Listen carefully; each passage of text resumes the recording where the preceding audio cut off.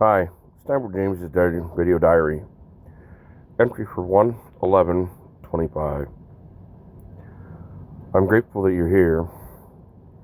I've been making progress, and strangely, I'm grateful, I find, for all my commenters, my subscribers, the guys that are helping me figure out what I'm ruminating on, because consistency gets results. Found that I've paid off my overpaid Social Security, and I've got rid of my signature loan. I'm now looking to get a credit card so that I can keep my credit up so that I can get money when I need it. I just spent a lot of money on clothes. I had to get a suit. And not because I have to have one, but when I need one, I should probably have a suit in case I have an event to go to. I'm going to have to get used to wearing the dang thing. This one's not wool like the last one I had. I've also got some new flannels because my refrigerator shrank my clothes. I'm having to worry about the consequences of being starved and having other people in control. Now that I'm in control, I overdo it. I am working on that. I'm still driving. Still living in a truck right now. I'm looking to figure out how to build forward in a relationship with someone. I've had a couple of candidates recently that have,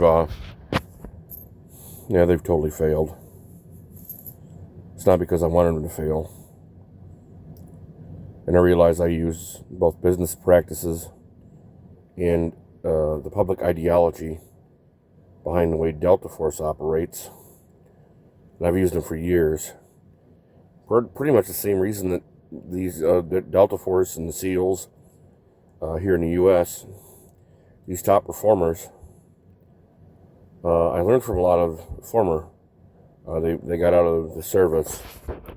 I learned from a lot of former service members, from World War II guys to Korea. Some of the Vietnam guys were my parents' age. I've learned from GWAT folks that are my age or close.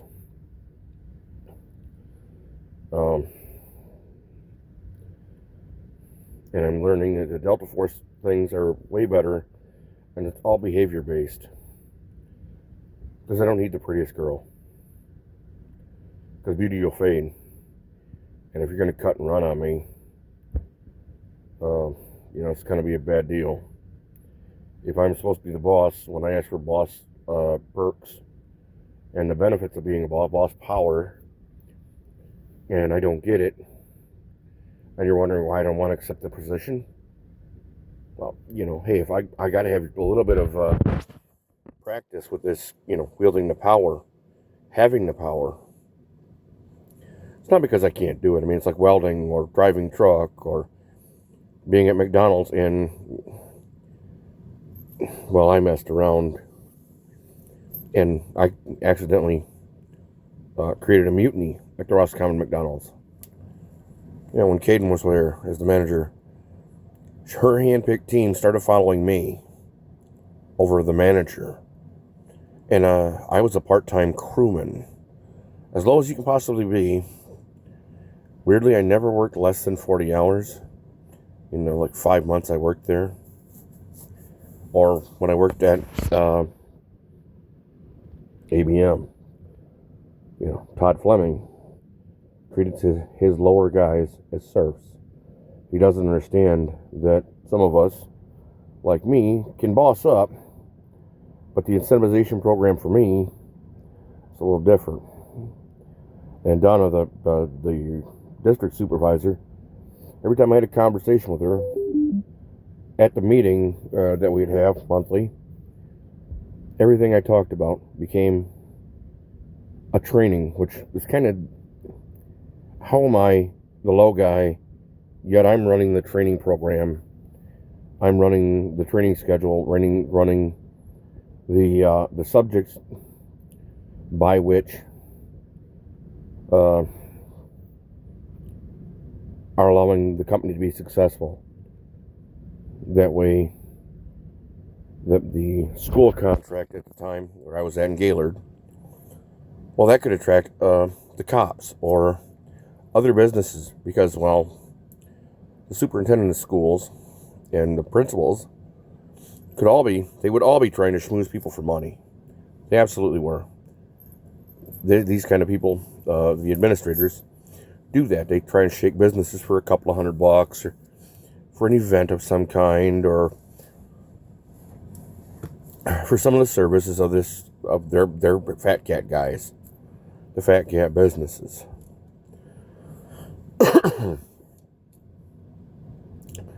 They did it down here in Saginaw when I was growing up.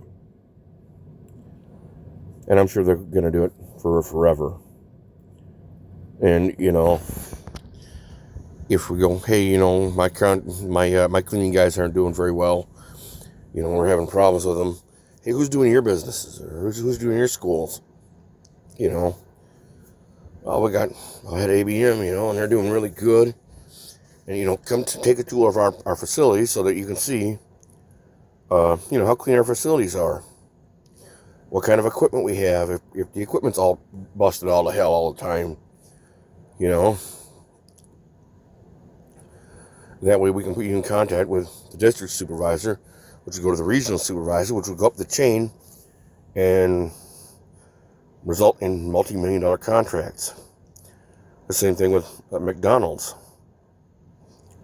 Ross Common, when I did McDonald's, there was almost 8 millimeters of grease on the floor, which is 5/16 of an inch in the kitchen.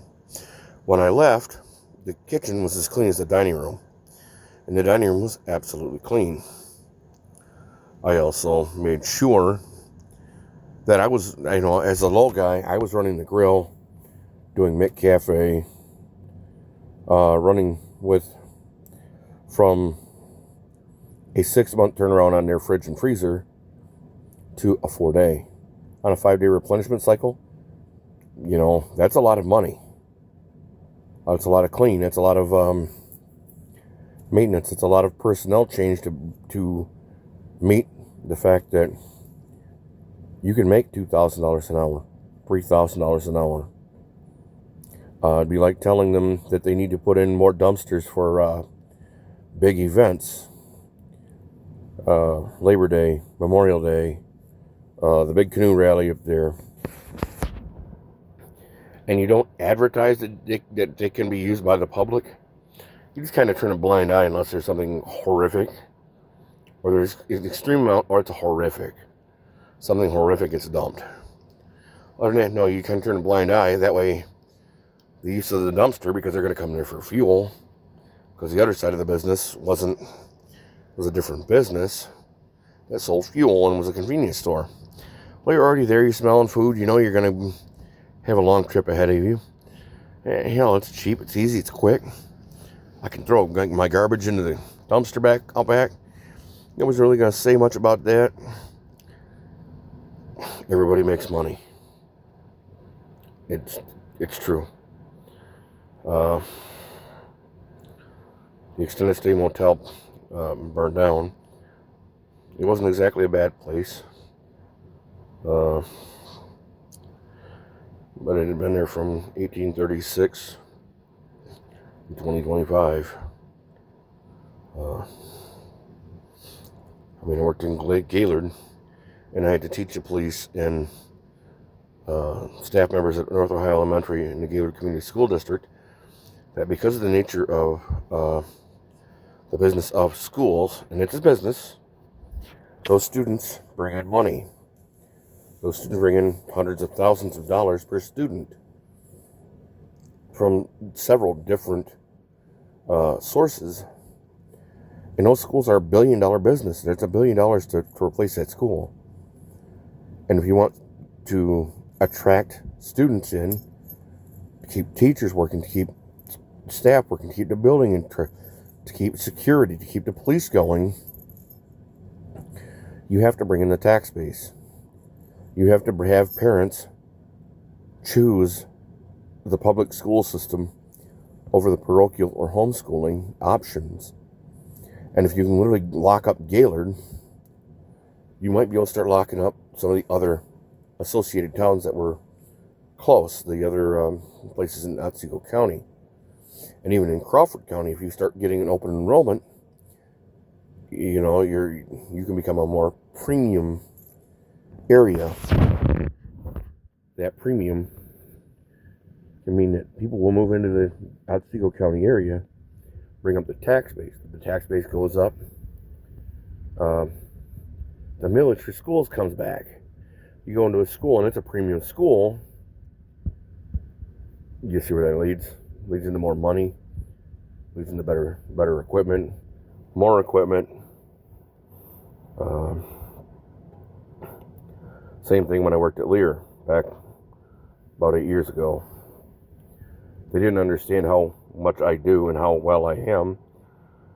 A lot of the women I chased at that point were, they abused me for years. Then when I said, fuck it, I'm done, I walked away from all the tools that I spent 20 years building. I walked away from that persona. Now I'm doing a truck driving job. I did cleaning. And I had to walk away from all of it. Because my support system claimed one thing, but their behavior did something completely different. Then they vilified me for being angry that they kept screwing me over. They changed the definition of word. Oh, I'm so sorry. Well, yeah. You make me generate a paper trail so that I'm always the angry guy. You don't generate the paper trail showing that you're the one who kept poking the bear. You keep poking a vicious animal, or any animal for that matter, whether it be a cat, a dog, a bear, a possum, a raccoon. If you poke them and hurt them often enough, they're going to be nothing but fangs and teeth. You know, they're going to be nothing but claws and fangs and teeth, and they're just going to be nothing but asinine angry. Same thing with these girls. They want payout. I want a way out before I get in. If you want to pay a way out before you get in, do you actually fucking want in? You literally don't. Your behavior says you don't. 140 women in Gladwin. Biggest selection I ever ran. 0 walked away with me. And I walked away with 0 with them. You know, at that point, at 100 and something of them in the same bar at M's Lounge in the middle of Gladwin, the town. You know, the dynamics changed. Well, you have to do, because this is what, you know, look, you changed the dynamic. 140 against me. Just loan me. Tell me, if there were 140 men against just loan you, wouldn't that have changed the dynamics of how the women work? How the men work? Oh, hell yeah. Oh, hell yeah. The librarian in Beaverton, she was in Gladwin and she switched to Beaverton because I don't think she has the wherewithal to understand the concept that when a man asks you out, he's not asking you, all your friends, your cousins. He's not asking for a 40-some. He's asking for you. He wants the pair bond. I've had this issue even from the time I was 22. The first woman after my baby mama, Sarah Amakala from Boise. I tried to contract her to take me back to the sexual lexicon through that crucible. And yeah, no, I didn't go through it positively a second time. I don't want to do what I want to do, and my contract is void. And that was her behavior. I ended up having to pay $2,000 for being convicted of stalking. You know, I try to do the right thing. I want a pair bond. I don't want 500 women. I don't want to have to do this 55,000 times. So I turned down the porn contract. Look, my effort is for my partner only. It is not for fodder. Having policies, procedures, tips, tricks, and techniques that allow me to make my partner want to be with me in the bedroom, stay with only me. I've only had problems with cheating one time, from my side at least. I've never had problems with me lying. Even when I had the issue with cheating, I took it to the team. I mean, hey, if we're going to be you and me against the world, and I'm looking at stepping out of the house, I better be asking why. And I better ask for help, no matter how much it is insulting. But, if I can't do it on my own, it's supposed to be my partner. And Robin Kessler, the Grayling, yeah, she was out of house. She went out of house regularly. It's one of the reasons that I had a dalliance, the only ex I ever went back to. And that's what came in my mind. If she had opportunity, she would literally cheat on me. And what would that bring to me? It's one of the reasons I don't cheat, because I don't know what I'll bring back to my partner. And do I really want to bring something like that back into the relationship? I mean, I'm a single man. I have hella standards. My selection process is hella tough. Even with people I totally want to win. Even with people I want to handicap my process. But I literally can't empty my entire cup to fill theirs, only to not get anything in return but abuse. And yeah, I'm looking at Rebecca Sigelko of Gladwin. Look, yeah, I know I need sex. Sex is the first step? No, sex is a goal. And it's not that I'm going to start there. I would have wanted to start working with her to do the man role so that we could work on each other a little bit, build together. Because honestly, she had her own home. She's a widow. The same thing with Patricia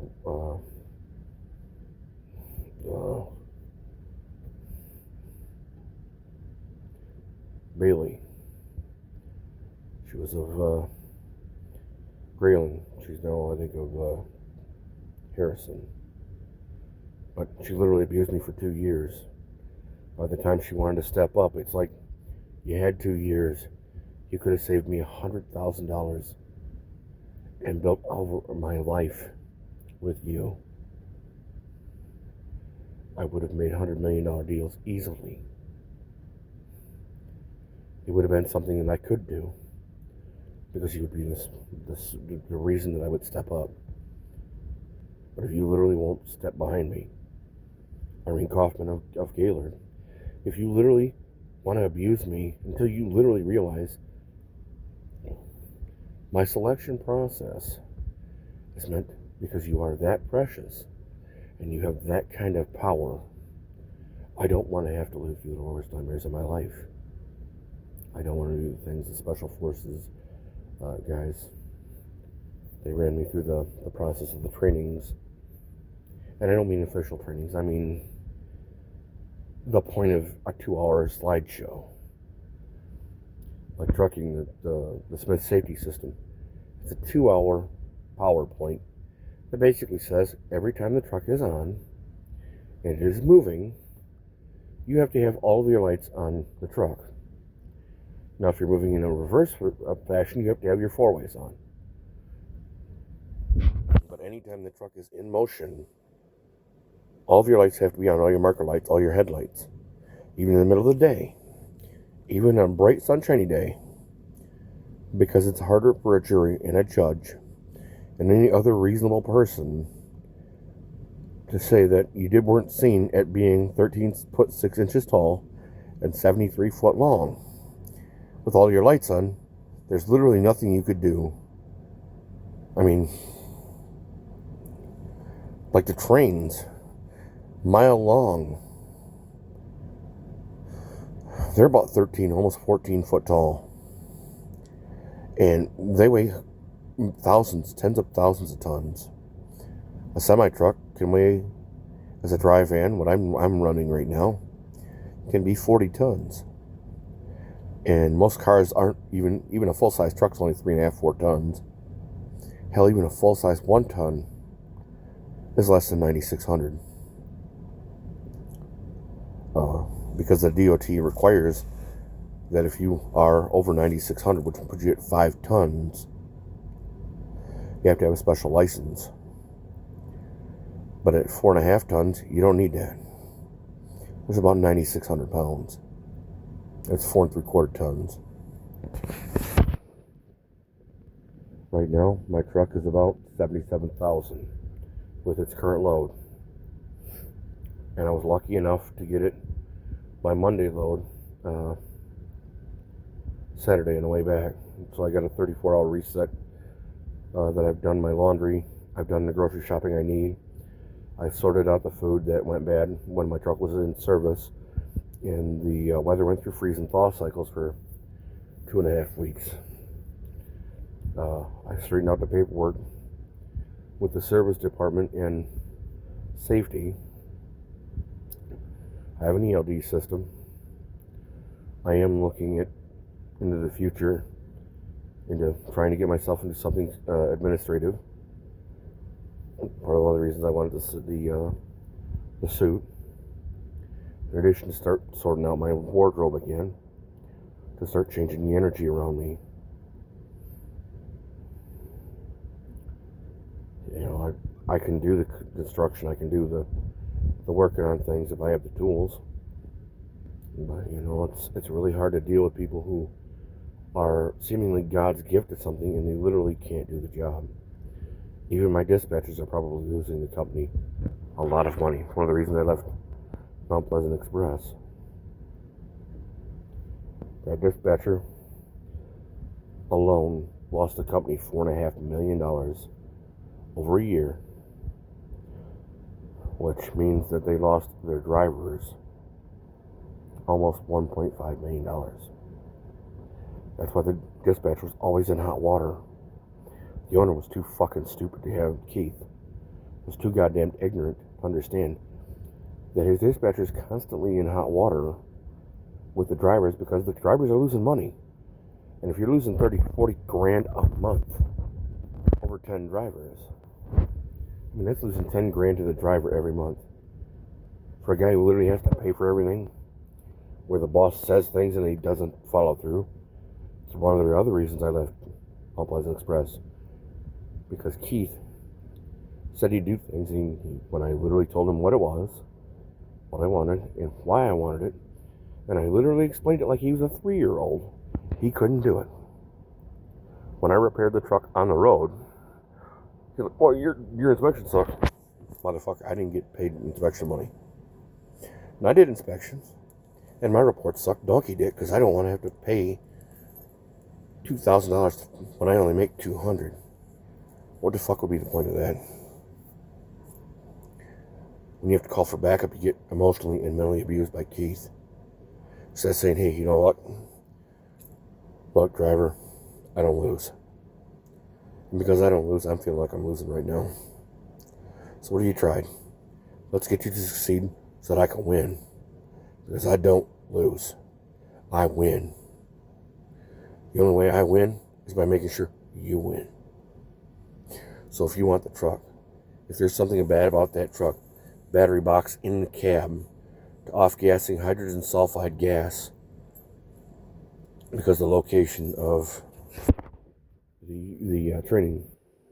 Now that's not what's going on with DHT. The DHT is a little different. DHT, I think my boss, Joyce, I think she's either overwhelmed or Dave, the owner, hasn't clued into the concept that her behavior, that her dispatcher's always in hot water and she's always having to go to bat for the dispatcher. And the dispatchers are completely inaccurate. You know, inaccuracy behind a dispatch desk doesn't sound like much. But if I have to straighten it out in a 40-ton rig in the middle of traffic, I'm going to make horrific mistakes. Those mistakes are going to cost lives. They're going to cost equipment. And Dave Hosbeck, God bless him, if it weren't for his cousin, I wouldn't even be in this truck. Paul. Dave needs to clue into the ideation. You got to go by behavior and look at results. If you're literally losing people all the time, you're going to have some turnover. I mean, even the dispatcher losing a couple $100,000 a year, even a couple $1,000 a quarter. Over 50 drivers? I mean, that's going to happen.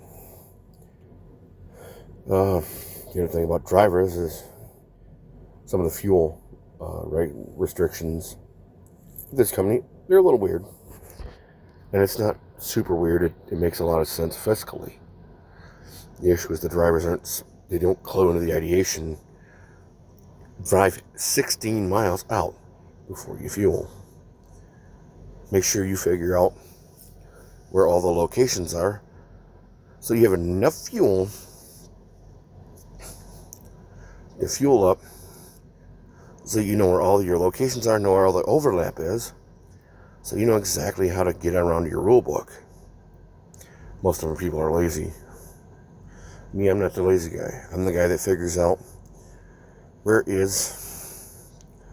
all the locations are, and I've got a map where I've literally 15 miles out. I cannot fuel within that 15-mile range unless I'm at that terminal, which means I fuel before I hit that. I fuel before I leave. I literally keep the tanks in this truck, whether it be DEF or diesel fuel, full. I make sure that I have extra antifreeze. I carry extra water. Water I can actually drink. Now, water will get me to a place where I can actually get antifreeze. And if I'm leaking that much antifreeze, where I can't replenish it without, that leads to other mechanical issues. It's like as a truck driver, you have to have a good relationship with the maintenance people. Without the maintenance people, the truck doesn't stay running. And the road itself exacts a price. It's like any relationship, man. It's going to exact a price. And if we're so good that you have to initiate drama, that you have to make the road bumpy. I do in the selection process slightly, because I already know enough to know that if you can handle my darkness, you can easily handle my light. And in the process, if you can do that, you don't have to be the prettiest girl. You don't have to be the biggest boobs or the tightest. You don't have to be the best cook. You better not lie to me. Because once you start the lying process, it starts the investigation to go back over your behavior. And once I start that process, a lot of times that's how the relationship, a lot of them end. Of the 6 I've had, one just simply ended because she cheated. One was a one-night dalliance. One was a paid-for dalliance. One-night dalliance. Separate. One was a really long-term deal, but it started the process of going through the evidence of what happened, what was said, what actually did happen, and would I have done the same thing had the situation been reversed? I mean, my baby mama, that ended because she committed second-degree fraud. She lied to me. She cut me out. And she froze me out. I haven't seen my daughter in the person since October 21st, 2000. Honestly, I don't know who I've been in contact with that has had the name who claims this. And I'm not sure it's only one actor. I cut my daughter, that person, off completely when they tried to extort me. The way I was extorted in a similar fashion. Toward my daughter. And trust me, it kills me to have to do that. But I just can't be extorted like that. I can't allow that kind of extortion. I couldn't allow my parents to abuse me the way they did.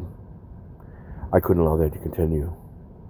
I couldn't take people into my life knowing that they would abuse me and that they would do what makes them feel better in the moment rather than looking at the common sense situation so that they can be irresponsible all day long and I'm the one that has to pick up the pieces.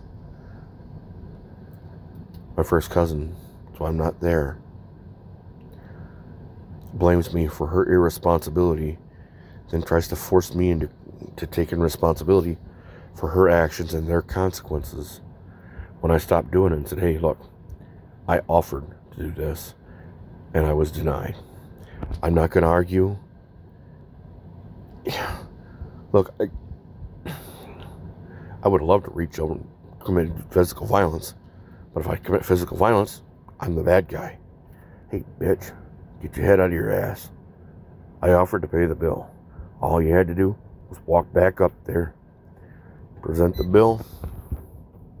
Let me present my money card that I had money on, and I would have paid the bill happily. It would have been that simple.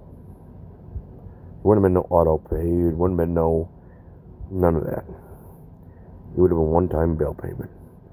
Just like when I pay for my own cell phone bill, or my car insurance, or the other bills that I've had, the loan payments, the overpaid Social Security that I just got paid off.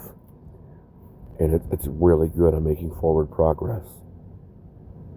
Now I need to get myself a home. I need a partner that I can trust. I don't need somebody to set me up. Hell, my first baby mama was a setup. And every time I hear that shit, no matter how pretty she is, it's like, and even when they lay for me at the bar, and I've had a couple of them try to lay for me, and they're like, well, you got to do it my way. I'm like, yeah, no.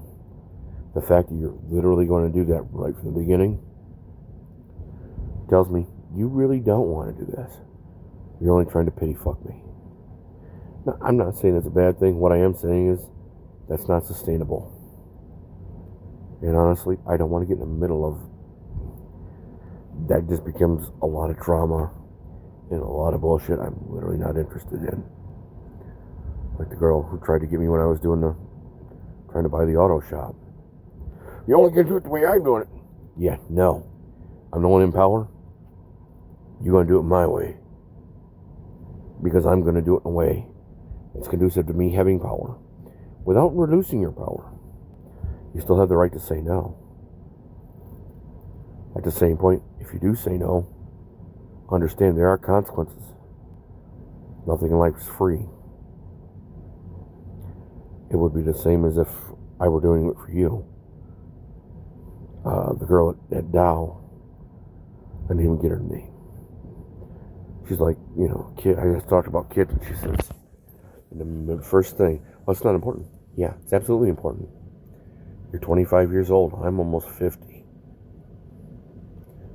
And because I'm almost 50 and I've had a vasectomy, you don't have the ability to trade my mind. You're not going to. And if that's important to you, don't choose me. Because you will not have children. Not by me. And if you go out of house, that's the end of the relationship for cause. If you want children, pick another man. I'll help you logistically as much as I possibly can within the confines of my current covenant. But I'm literally not going to waste your time. Time is one of the few things that you don't have a lot of. And here I am 30 years later, thinking I didn't suspect I'd make it to 30, to 25. And here I am at 47, almost 48.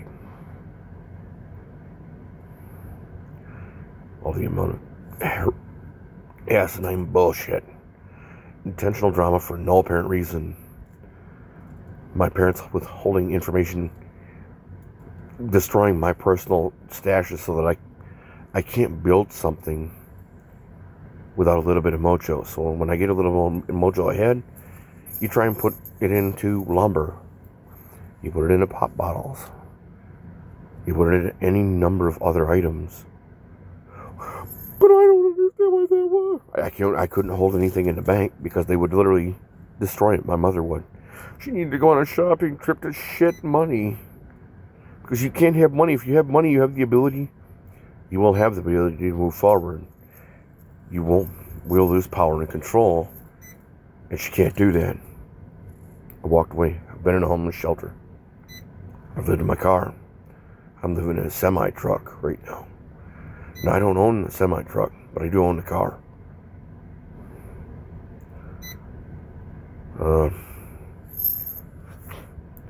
I'm in the Saginaw County area. I'm only here a couple of days a month. Being long-haul truck drivers, it is what it is. This should have happened over 40 years ago. Well, not 40, but 30 years ago. I should have had a support system that said, hey, your baby mama committed fraud to get this. We're going to stand behind you. We're going to make sure that we don't say that, oh, she had a baby.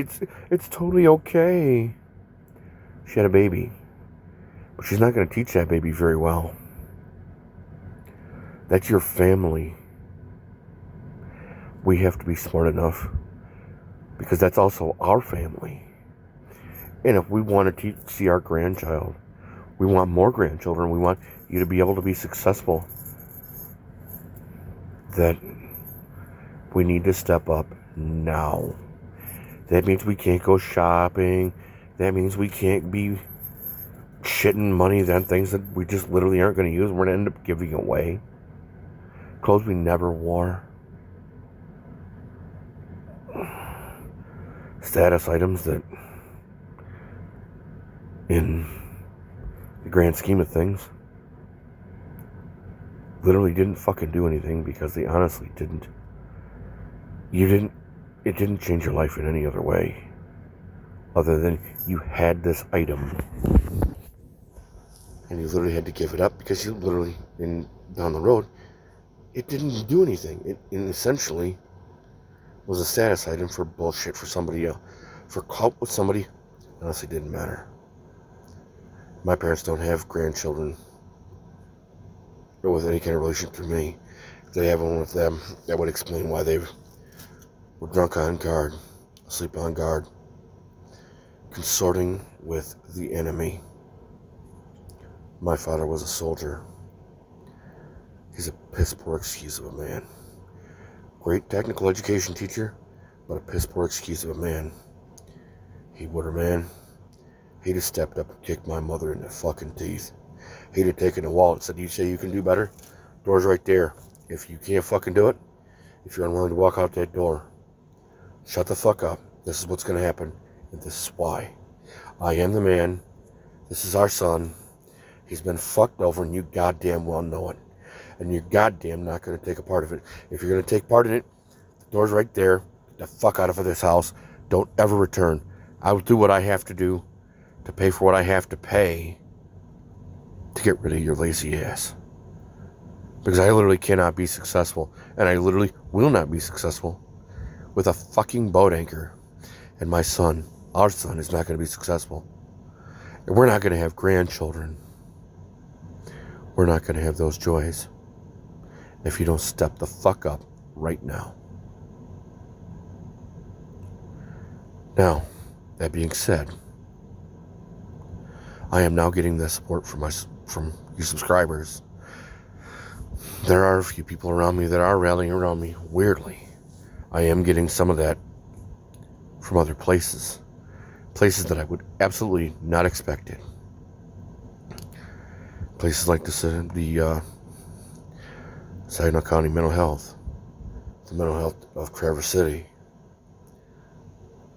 the place in Grand Rapids where I was at, our third trip through the grippy sock deal, which was kind of it was an accidental, For me, I didn't understand the nature of the process.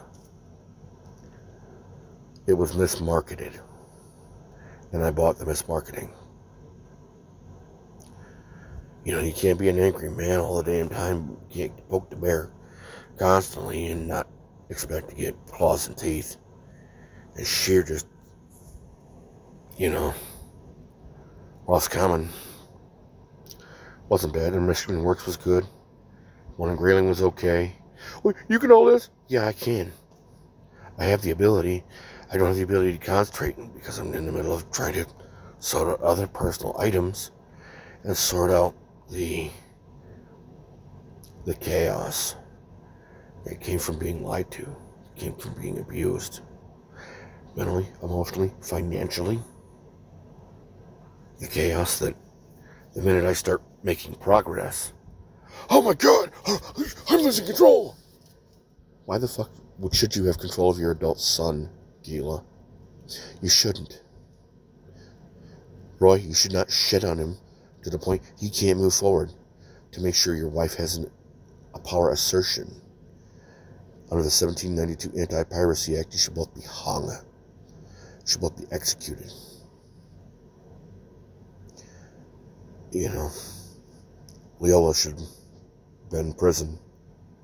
She should have just barely gotten out for violating my federal civil rights. During visitation, she should have went in for nonviolent domestic violence, habitual offender, multiple times under her own admission. My daughter should not see me as an ATM, someone she can extort. That's a goddamn good job, Saginaw County friend of the court, Saginaw County prosecutor. That's a goddamn bang-up job, Patrick Meter. Judge, you are a piece of shit. I hope you are long since off the bar. Now, Mr. Darnell Jackson, Judge, you did the best you could with the information you were provided. Now, granted, I would have made the same decision you did, given the presented information. It was framed wrong, and I wasn't smart enough to know that. Had I known that, I would have framed it as a business transaction,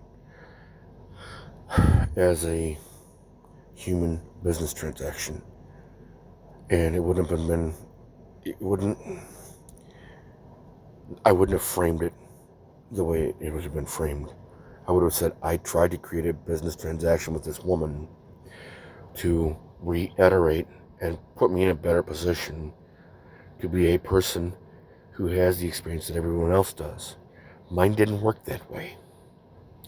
And I tried to build a situation where I didn't go through the quagmire that I'm now going through, because she refuses to follow instructions. She refuses to honor her contract.